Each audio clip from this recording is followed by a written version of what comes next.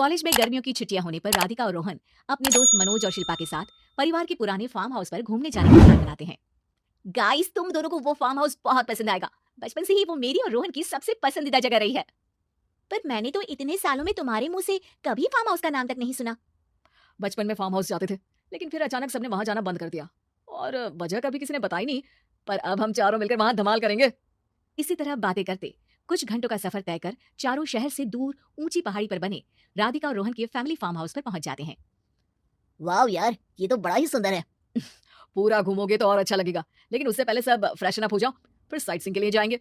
राधिका और रोहन अपने अपने कमरे में चले जाते हैं, लेकिन मनोज और शिल्पा घर में घूमने लगते हैं, जहां शिल्पा की टक्कर हॉल के बीचों बीच रखी एक पुरानी लकड़ी की कुर्सी से होती है। आह, लग तेरे माता, इस कुर्सी को बीच में किसने रखा हुआ है? अरे तेरे स्वागत के लिए भूत ने रखा होगा। ओए, तुझे बात ऐसी आ रही है? जब खुद टकराएगा तो पता चलेगा। हाँ ठीक है, पर अभी तो इसे साइड में रख दे। शिल्पा कुर्सी को एक कोने में रख देती है और वो दोनों भी अपने कमरे में चले जाते हैं, जिसकी थोड़ी देर बाद चारों बाहर घूमने निकल जाते हैं। इसी तरह रात हो जाती है। फार्म हाउस में वापस आकर वे लोग सीधा सोने चले जाते हैं। आधी रात को मनोज की नींद खुलती है। बड़ी तेज प्यास लगी है, पानी साथ लेकर सोना चाहिए था। हाँ, अब रसोई तक जाना पड़ेगा। मनोज आंखें मलते हुए कमरे से हॉल में आता है और अचानक रास्ते में रखी कुर्सी से टकराकर जमीन पर गिर जाता है।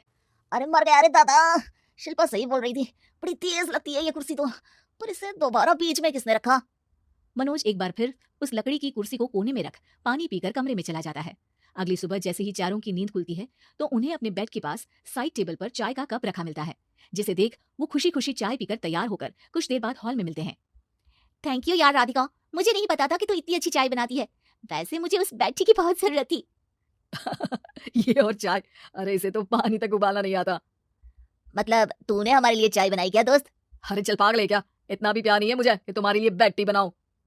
चाय पर ये चर्चा करते हुए मनोज जैसे ही पीछे मुड़ता है तो एक बार फिर लकड़ी की पुरानी कुर्सी से टकराकर उस पर गिर जाता है।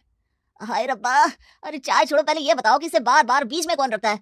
कल रात ही मैंने इसे साइड किया था। तुम पहले ये बताओ कि चाय किसने बनाई थी? सबकी बातों को कुछ देर ध्यान से सुनने के बाद राधिका हैरानी से कुर्सी की तरफ देखने लगती है। भूत दीदी। राधिका की बात सुन आपस में झगड़ रहे सारे दोस्त शांत हो जाते हैं। ये क्या बोला अभी तूने? अरे पर अब वो यहाँ कैसे हो सकती हैं? क्यों नहीं हो सकती? हमने यहाँ आना छोड़ा था, पर उन्होंने तो घर नहीं छोड़ा ना। और याद करो, ऐसे बेड के पास कप रखना और कुर्सी को कमरे के बीच में रखना, ये सब वही तो करती थी। ये तुम दोनों किसकी बात कर रहे हो? अरे जो भी हो, कुछ अच्छा तो बिल्कुल नहीं लगता। अब देखो, डरने की कोई जरूरत नहीं है। वो सालों से इस घर में रहने वाली भूत दीदी है। वो बचपन से ही हमारे यहाँ आने पर एक बड़ी बहन की तरह हम दोनों का ख्याल रखती हैं। ओए, पगला गया है क्या? शिल्पा मुझे यहाँ नहीं रहना, तू भी मेरे साथ ही चल। ये दोनों तो पागल हो गए हैं। जहां मनोज डर से वापस जाने की बात कर रहा होता है, वहीं शिल्पा अपने फोन में बिजी होती है। क्या तुम्हें यहाँ की सिचुएशन समझ में नहीं आ रही जो फोन में लगी हो? जिसे जो करना है करो, मैं तो जा रहा हूँ। मनोज हड़बड़ाहट में अपने कमरे की तरफ जाता है, जिसके साथ राधिका और मोहन भी उसे रोकने के लिए पीछे पीछे जाते हैं, लेकिन शिल्पा वो तो अभी भी फोन में लगी रहती है। कुछ देर बाद जब वो तीनों दोबारा हॉल में वापस आते हैं तो शिल्पा को सबके पैक्ड बैग्स के साथ देखकर हैरान रह जाते हैं। ये सब क्या है शिल्पा? यहाँ हम इसे समझा रहे हैं और तुम हमारे बैग्स भी पैक कर लेकर आई। अरे आखिर में फोन से बाहर निकलकर कुछ किया तो सही इसने। दोस्तों देखो, कल से हम यहाँ हैं। भूत दीदी ने कुछ किया नहीं ना? फिर डर क्यों रहे हो? 4 दिन और रुकोगे तो पता चलेगा कि क्या होगा। मतलब? इस पर शिल्पा उन तीनों को फार्म हाउस से बाहर लाकर फोन में पुरानी न्यूज का आर्टिकल दिखाती है। सालों पहले यहाँ रह रही औरत ने अपने दोनों बच्चों को सुबह सुबह दूध में जहर पिलाकर मार दिया और फिर हॉल में उस कुर्सी पर खड़े होकर खुद भी फांसी लगा ली थी। तुम्हारी बातों से मुझे इस केस की याद आ गई। गूगल किया तो पता चला कि ये वही फार्म हाउस है। अभी भी यहाँ रहना चाहते हो, जिससे कुछ दिनों में वो सबको थोड़ा थोड़ा जहर देकर मार दे?